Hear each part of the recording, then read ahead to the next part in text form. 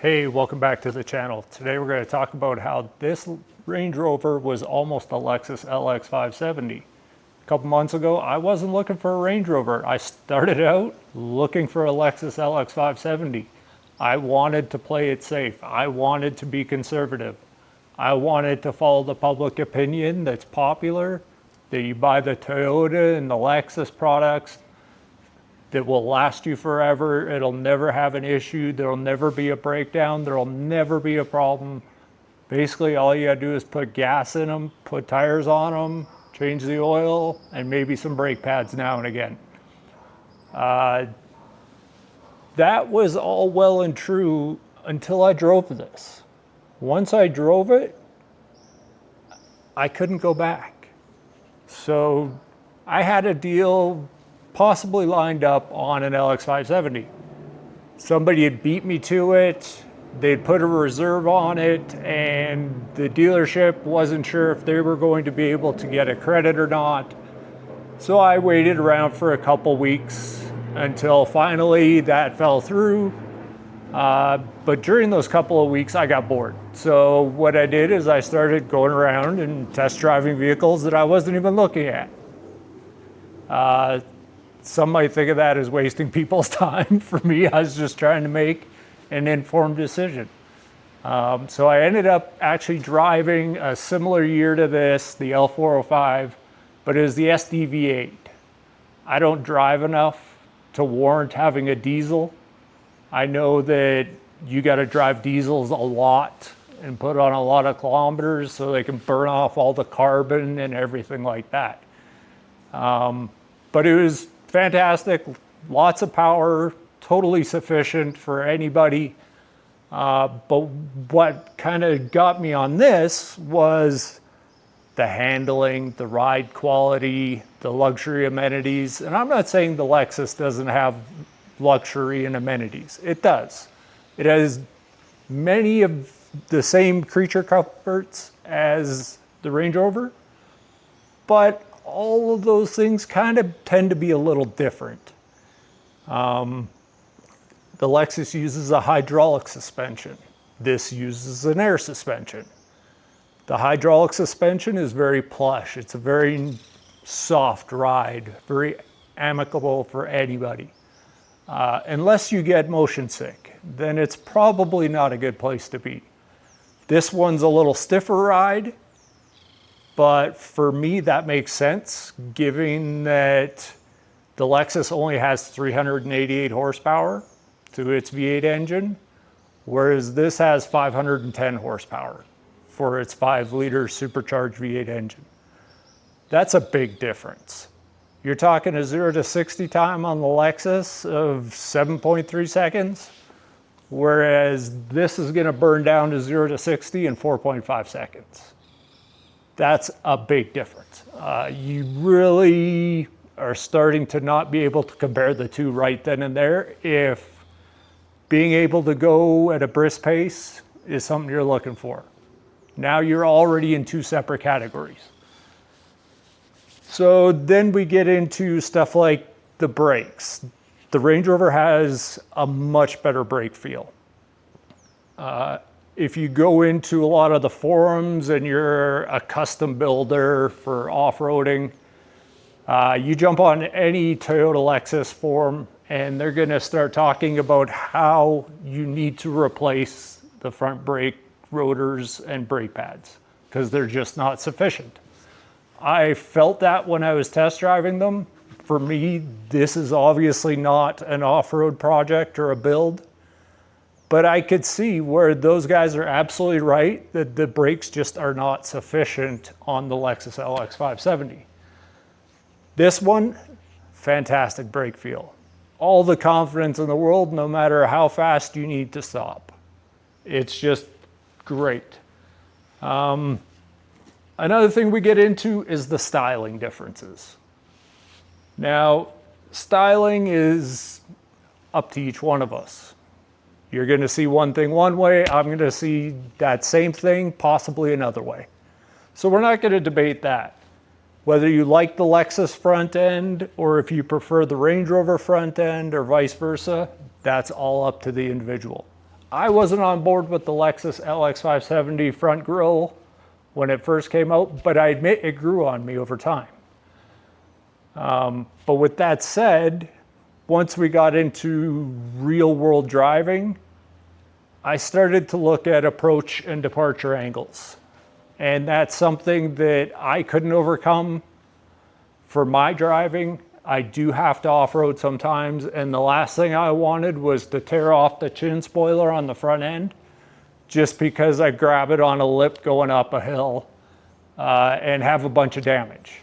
Again, guys who transform them into off-road builds for the Lexus LX 570, they're always cutting off the whole lower front chin or halfway up the bumper on the front end.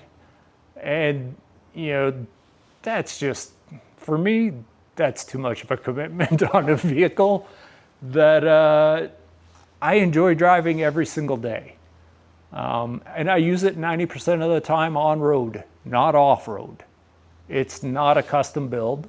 It's something that I love to drive around with my family in.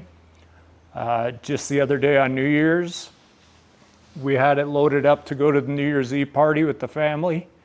And my mother-in-law, who's getting up there in age,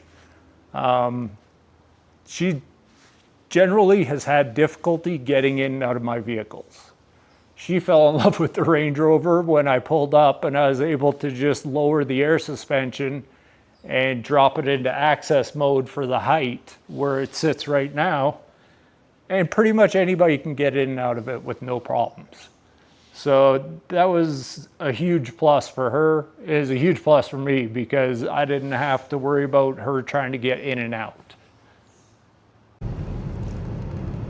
So in comparing the LX 570 to the Range Rover, another big take that I definitely need to mention is in having the Range Rover for the last couple of months, I actually want to get out and drive the Range Rover.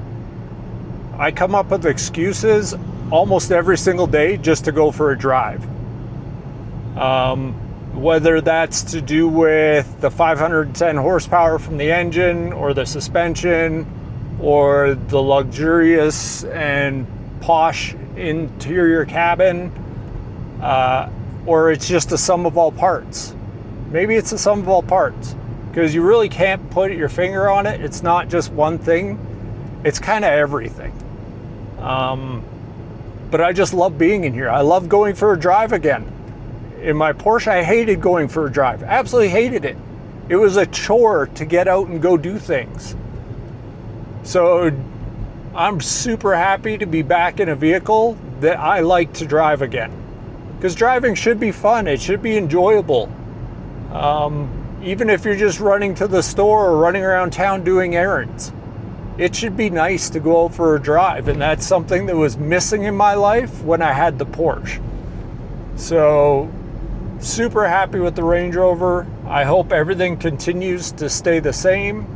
The Lexus, on the other hand, while I was excited to get the Lexus potentially, looking back at it now, I could tell you that the Lexus was very vanilla. Yes, it probably would have been the smarter choice if I was looking for a long-term commitment, like getting married to it, if I wanted to keep it for 20 years. But in reality, who keeps a vehicle for 20 years? I know I don't. The best I ever did was 10 years on my Porsche. And that was because I got it from brand new. I never really put a ton of kilometers on it, but now I can see that I didn't put kilometers on it because I didn't like driving it. It was amazing. It was fun. It was super sporty, but it wasn't a nice place to be. The Range Rover is just a nice place to be. So 380 something horsepower in the Lexus, it's sufficient. It is. It's good enough. But I just don't want good enough anymore. I want more. If I want to hit the gas pedal, I want it to go. I don't want to set my 0 to 60 on a sundial. And that's exaggerating, and I'm kind of just having a laugh there. Obviously, the Lexus isn't that bad. It's pretty good. I would have been content with the Lexus. But if you want more than content, or more than it's good, you want great, then you really should look at a supercharged Range Rover. It's that big of a difference. As I mentioned before, 0 to 60 time in a Lexus LX 570, 7.3 seconds. That's not bad for a large SUV. But the Range Rover is 0 to 60 in 4.5 seconds. That's better than most sports cars that are on the road. Definitely if you want to consider older ones.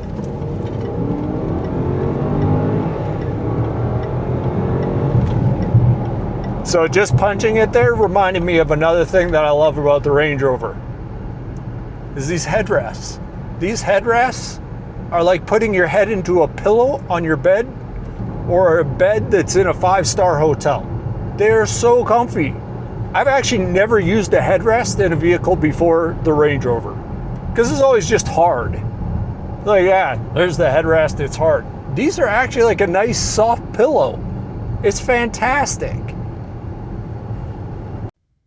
So as we walk around the Range Rover here, there was literally a direct comparison. I had the LX 570 on one hand and the Range Rover on the other.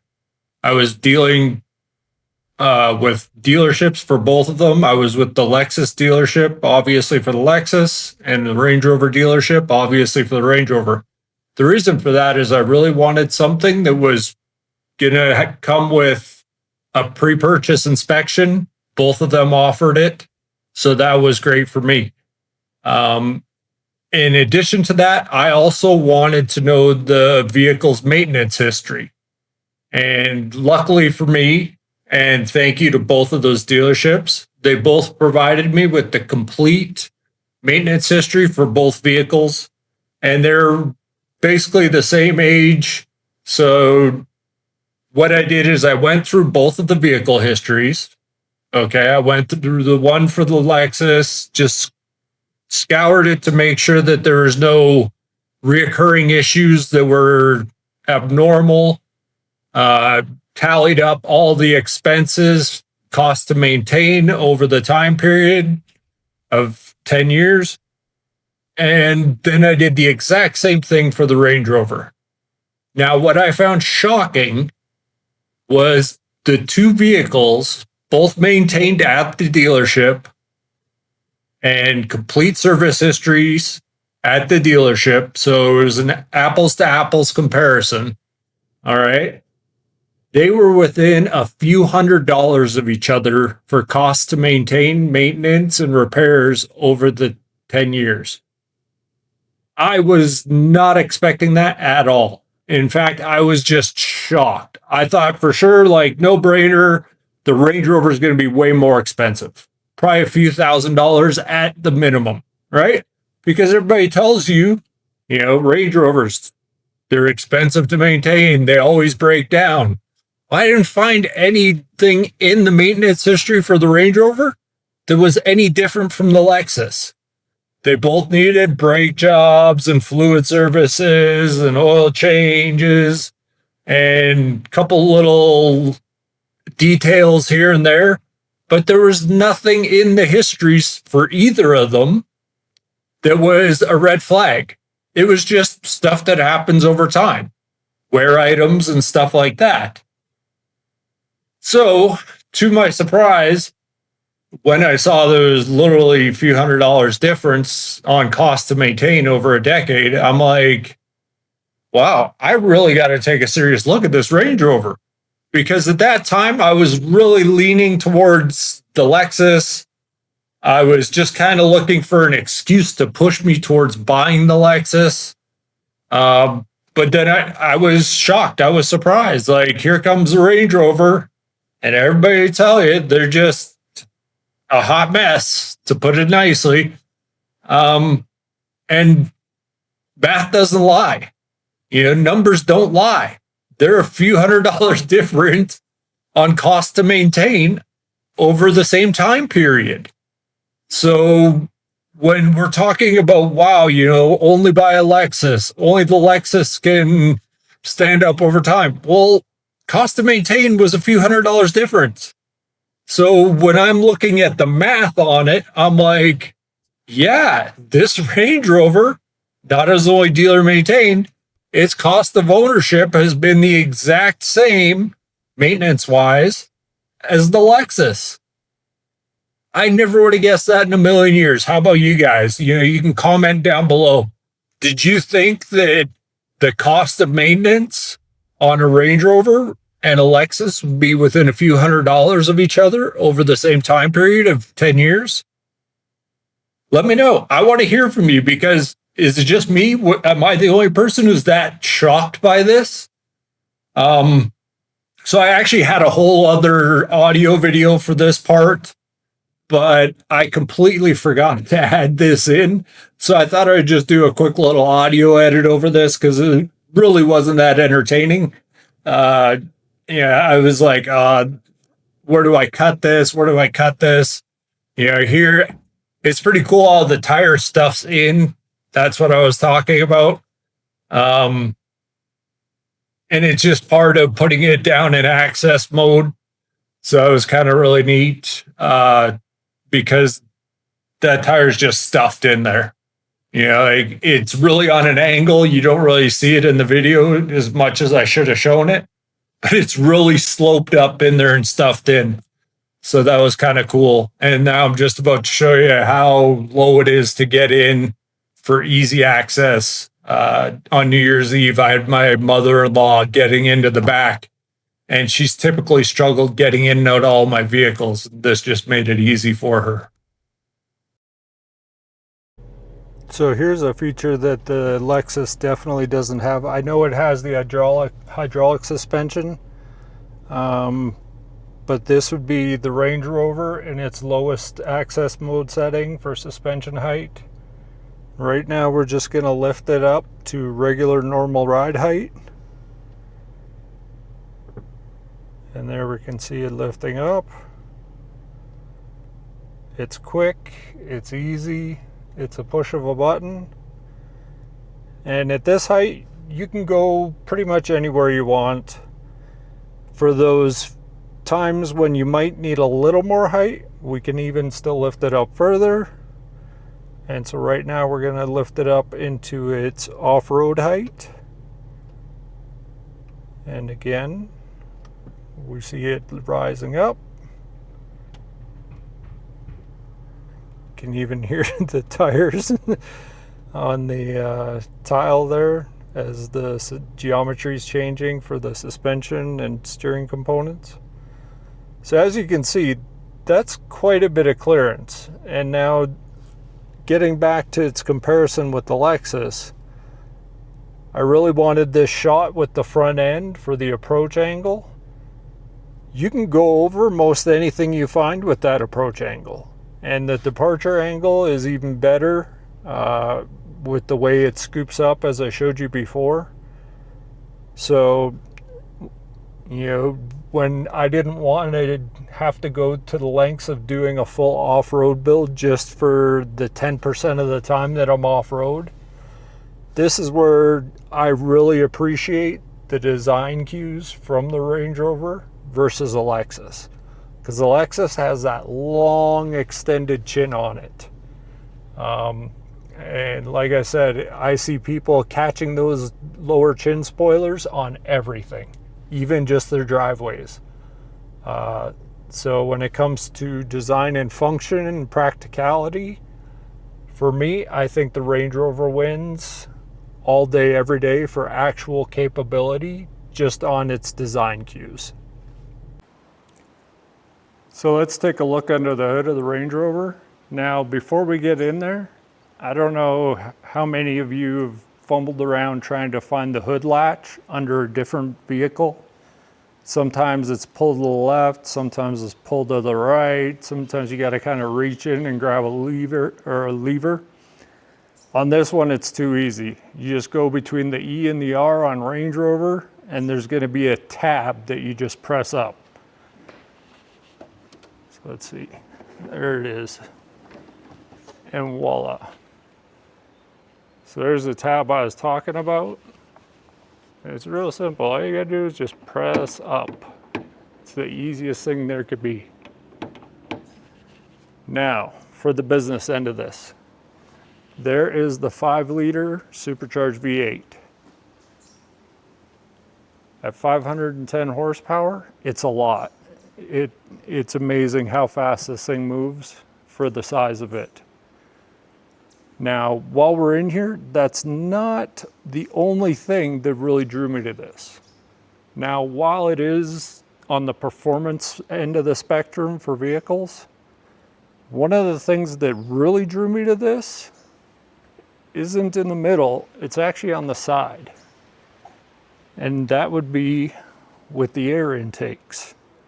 So now Range Rover claims that this can go through up to 3 feet of water.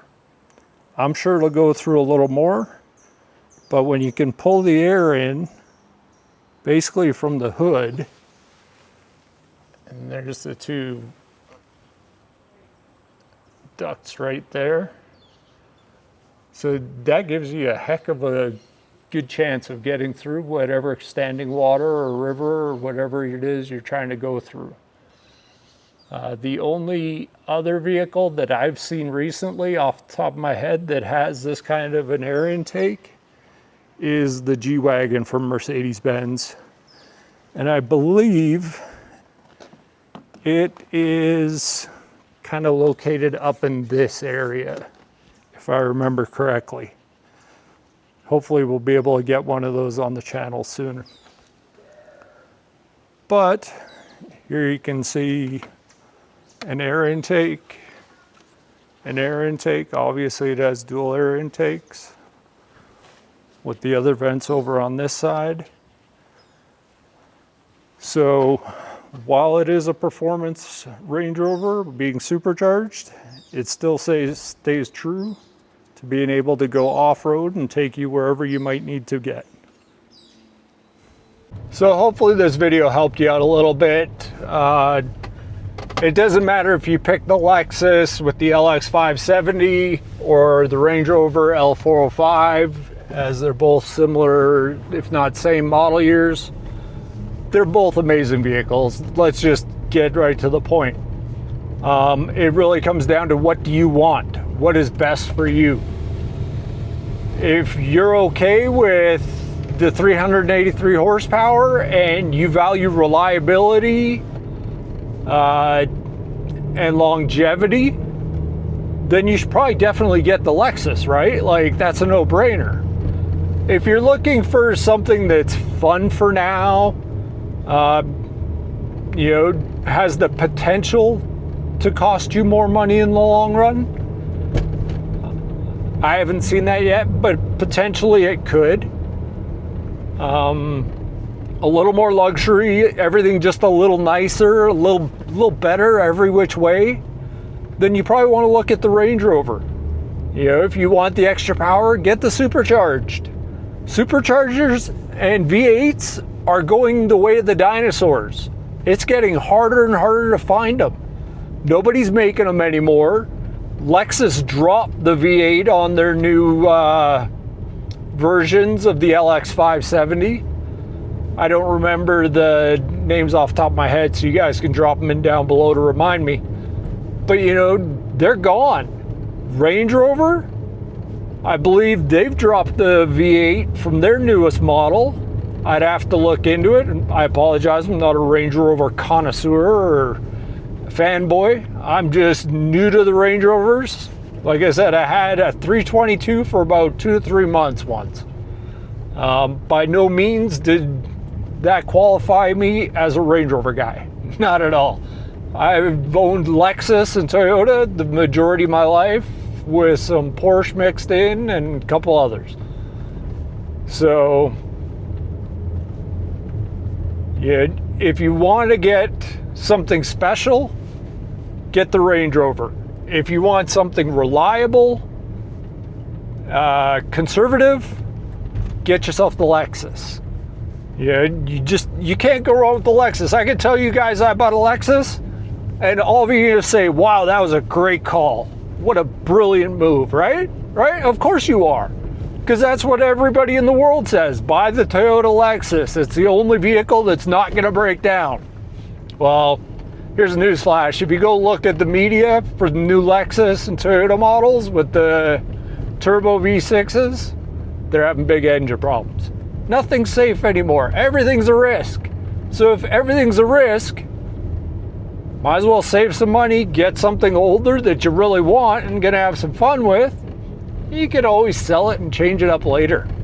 You know, don't be married to a vehicle. That's the biggest mistake I think people can make, is thinking you gotta be married to a vehicle. It's a vehicle. Buy it, love it. If you don't like it, sell it.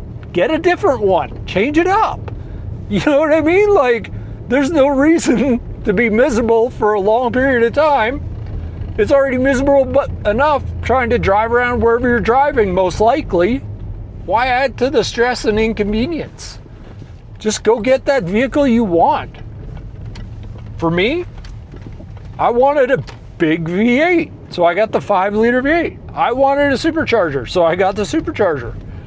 The Range Rover offers me everything I wanted, all in one neat little package, with a whole ton of luxury. So this is a great place to be. And you know what? On that, I'll see you next time.